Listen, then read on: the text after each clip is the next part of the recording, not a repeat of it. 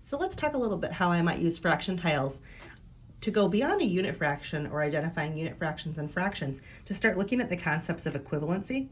So I have an example here laid out that I might have students do. I would ask them, go ahead and get out your one whole bar, one whole red bar, and I want you to go ahead and place two equal pieces below that. And we would talk about how these are equivalent. Well, how many pink pieces do I need to be equivalent to one whole piece? And by this point, you've had conversations about the unit fraction 1/2, and they would be able to represent that this is 1/2 and this is 1/2. So I might ask them, so there some other ways that you could represent 1/2 using different equal sized pieces? So again, I'm going to start with a very concrete model. I'm going to have students that might start knowing that they've done the work with the fourths before, and they're going to lay some of these fourth size pieces down. So they're seeing there's 1/4, 2/4, 3/4. Here's 4/4.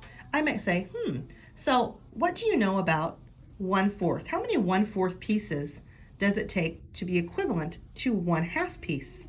I'm going to ask them these questions as they go. Then I might ask them, let's think about, is there another way to show equivalency to 1/2? Again, they've probably worked with the fourth. They're going to start manipulating and looking at some of the different pieces that they have. Likely they're going to come to the 6 size pieces because they've done some work with these with the unit fraction. And they're going to identify pretty quickly that the 6 pieces, they would need 3 1/6 pieces to be equivalent to 1/2. So they're looking at these levels of equivalency in fractions in a concrete model. Now, if I were to draw this out in a tape model fashion, this is what it might look like. So I'm going to move these off here so you can take a look at those.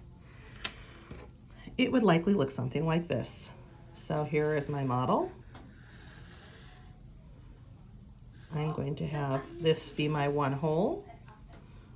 This is 1. And then we're going to have some conversations with students about how do I make equal shares. So likely if we're working with 6, you've already talked about the idea of putting it into equal thirds. So again, that's helping with some of that benchmarking. Likely if your students are just starting doing their own partitioning, you're starting with things like halves, because those are easy to do. Then from halves, I'm going to ask students, okay, how do I come up with fourths from here? They will have practiced this likely with some paper. So now when they do the tape model, they know they do in half first.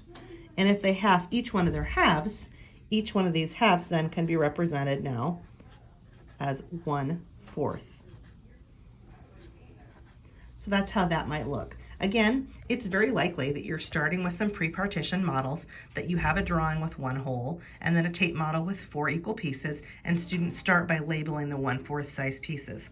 As they start understanding that idea that each piece is an equal size, then they would do some work to actually partition their own tape models. Again, this is a great way to look at fraction equivalencies, especially when we're looking at things like common denominator later on.